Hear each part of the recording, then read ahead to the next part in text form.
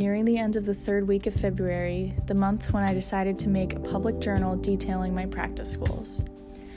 Many of you already know that this week a severe winter storm hit Texas, and our infrastructure, physical, economic, and political, was not prepared to handle it properly or effectively. I lost power, heat, and water, but luckily only for a day and a half. Things are starting to look more normal here in my corner of Houston, but we're still having to boil our water for safety and dress warmly for the unusually cold temperatures. And I'm lucky. So many people's homes got way colder than ours ever did. Some still do not have power, some don't have warm clothing, some don't have running water, and some don't have any food or any way to cook. The pandemic has made finding help even more difficult than it normally would be. And many Texas lawmakers on the local, state, and federal levels have done little to contribute. There are links in the description if you have a few minutes to read and a few dollars to donate. As for my practicing goals, by any measure, this is a major setback. I was already a few hours behind schedule for reaching the 70 hours of practice I set out to complete during the month of February, and with all the chaos that entered our lives here in Texas, I didn't open my viola case for 3 days.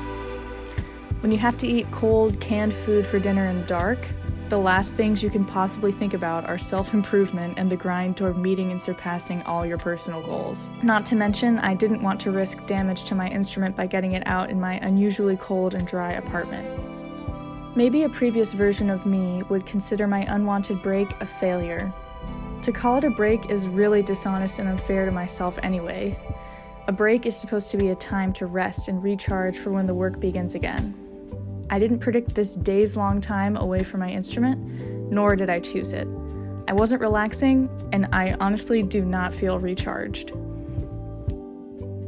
Normally, I'd be hard on myself. I had all this time off from playing, and now that things are starting to get back to normal, I need to be working twice as hard to make up for the time lost. Why do I feel the need to punish myself for missing time I wanted to be productive when there was no way to actually be productive? So many of us think and act as though any time away from our instrument is inherently worse than time with our instrument. We musicians identify so strongly with our craft that we forget that while performing in top shape is important for our careers, getting our instrument out is one of the least necessary or useful things we should be doing when trying to get through unprecedented hard times. In other words, practicing occupies a low order on the things we need to survive. We are human beings first. Our baseline needs for water, food, shelter, community, happiness, and health all take precedence over practicing our instruments. I am acutely aware of my behavior patterns after getting sidetracked from my goals in the past. I can be on a roll for days or weeks, being consistent and trying my best, but one off day totally throws my momentum off, and I begin to feel like to continue with my goals would be to start from scratch. But something that these more intentional reflections I've been able to make through documenting my practice journey online have shown me is that all the progress I made is still there. It's still within me. A few days away from my instrument for whatever reason does not count negatively towards my goal. I had to get through a hard time, and that's allowed. Now what I have to make sure I don't do is ignore my feelings and avoid getting back to my goals in a healthy way. I've been sleeping late these past few days and understandably not really exercising, going on walks, or eating the best food. To suddenly wake up tomorrow at 7 a.m., do a full-blown workout, cook a bunch of healthy food, go on a 3-mile walk, and practice for 3 hours is not realistic. But I knew that I could go to a park for a while and get some fresh air, so I did. It helped me connect to myself more, feel a little more normal, and a little more in control. And maybe later tonight I'll get my viola out and play for a bit, and maybe tomorrow morning I'll get up a little earlier than I did today. If I treat myself with grace for just a few days until I can get back into the swing of things, I'm hoping that it will help me to reestablish my healthy habits in a sustainable and enjoyable way.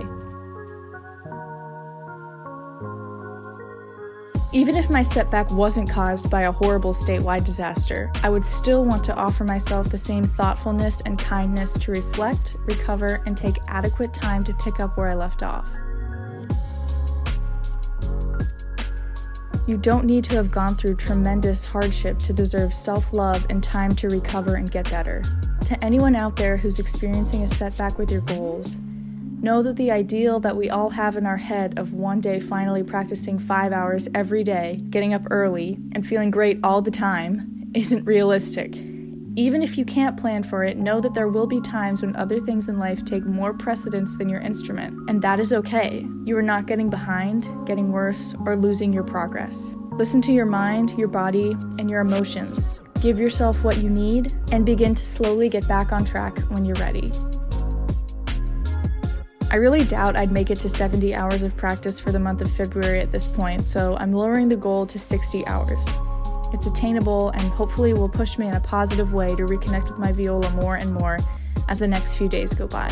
It's okay to change and adjust your goals depending on what you need and what life throws at you. I know I am not a failure for having to ease up on my goal.